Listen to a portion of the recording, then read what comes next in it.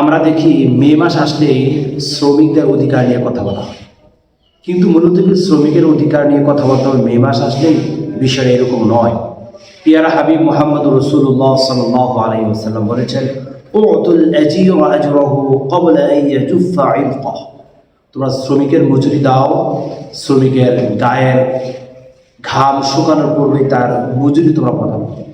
পিয়ারা হাবিব মুহাম্মদ রাসূলুল্লাহ সাল্লাল্লাহু আলাইহি ওয়াসাল্লাম শ্রমিকের অধিকার দিয়েছেন, শ্রমিকের সম্মানের কথা বলেছেন, শ্রমিকদেরকে শ্রদ্ধা করার কথা বলেছেন, শ্রমিকের যে অধিকার রয়েছে সেই অধিকার দেওয়ার কথা বলেছেন। আজকে আমরা দেখি যারা বিভিন্ন কল কারখানা মালিক, শিল্প কল কারখানা মালিক, যারা অর্থবিত্তের মালিক, যাদের নেটওয়ার্কে শত সহস্র শ্রমিকরা কাজ করে, এটা অর্থবিত্ত অবস্থানে হোক আর দুর্বল অবস্থানে হোক, যে লেভেলের শ্রমিক হোক না কেন, আমরা দেখি শ্রমিকের সাথে যেভাবে ন্যায্য অধিকার করার কথা সেভাবে তারা পালন করছে না।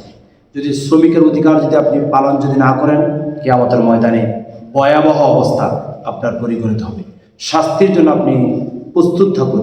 এই জন্য রাসূল আরবি সাল্লাল্লাহু আলাইহি ওয়াসাল্লাম বলছেন, উতুল আজীর আজরাহু ক্বাবলা আন ইয়াজুফা ইলকাহ। শ্রমিকের গায়ের ঘাম শুকানোর পূর্বেই তার পারিশ্রমিক তুমি তাকে প্রদান করো। কত চমৎকার কথা! পৃথিবীর সবচেয়ে শ্রেষ্ঠময় দার্শনিকের মতন তিনি বক্তব্য দিয়েছেন, পৃথিবীর সবচেয়ে সেরা উক্তি তিনি প্রদান করেছেন, পৃথিবীর সবচেয়ে শ্রমিকদের পক্ষে নবী মুহাম্মদ রাসূলুল্লাহ সাল্লাল্লাহু আলাইহি ওয়াসাল্লাম কথা বলেছেন। আসুন আমরা যারা শ্রমিক ফেডারেশনের মধ্যে দায়িত্বশীল হয়েছি, শ্রমিকদেরকে যারা কন্ট্রোলিং করি, শ্রমিকদেরকে যারা পরিচালনা করি, আমরা শ্রমিকদের সাথে ভালো আচরণ করি, শ্রমিকদের সাথে উত্তম ব্যবহার করি। এই শ্রমিকদের সাথে ভালো ব্যবহার করার কারণে আল্লাহ তাআলা আপনাকে পরকালে নাজাত দিতেও পারেন। এই জন্য আসুন আমরা গরিব, অসহায়, হতদরিদ্র এবং শ্রমিকদের পাশে আমরা দাঁড়ানোর চেষ্টা করি।